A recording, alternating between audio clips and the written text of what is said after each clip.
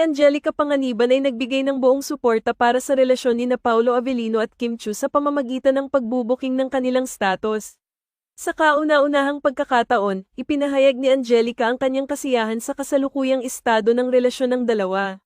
Sa isang kamakailang pagkakataon, nagkita-kita ang grupo ng magkaibigan na binisita ni Kimi at Bella Padilla si Angelica sa kanyang tahanan.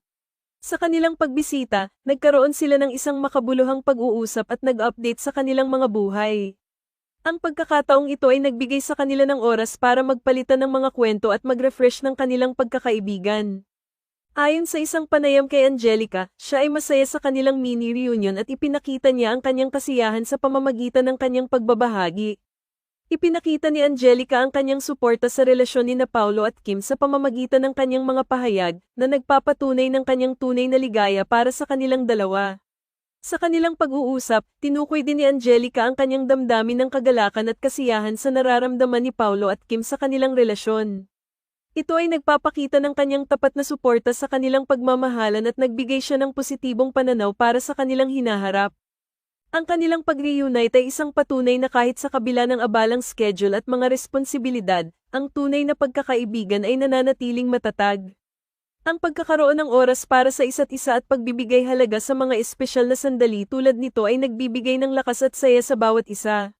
Ang kanilang pagtanggap sa isa't isa at pag-update ng kanilang mga buhay ay nagpapakita ng tunay na pagkakaibigan na hindi matitinag ng oras o distansya.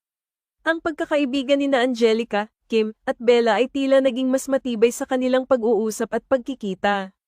Ang ganitong uri ng relasyon ay nagbibigay ng inspirasyon sa marami at nagpapakita ng kahalagahan ng tunay na pagkakaibigan sa kabila ng mga pagsubok na dinaranas.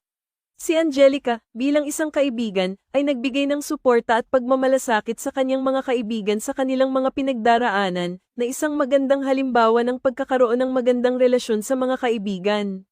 Sa kabuuan, ang kanilang mini-reunion ay hindi lamang isang pagkakataon para magbalik loob sa isa't isa kundi pati na rin upang ipakita ang kanilang suporta at pagmamalasakit sa isa't isa.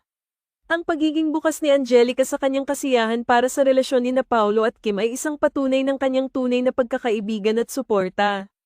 Ito ay isang magandang halimbawa ng kung paano ang mga tunay na kaibigan ay nagsusuportahan sa mga magagandang pagkakataon at nagpapalakas sa isa't isa sa panahon ng saya at hirap.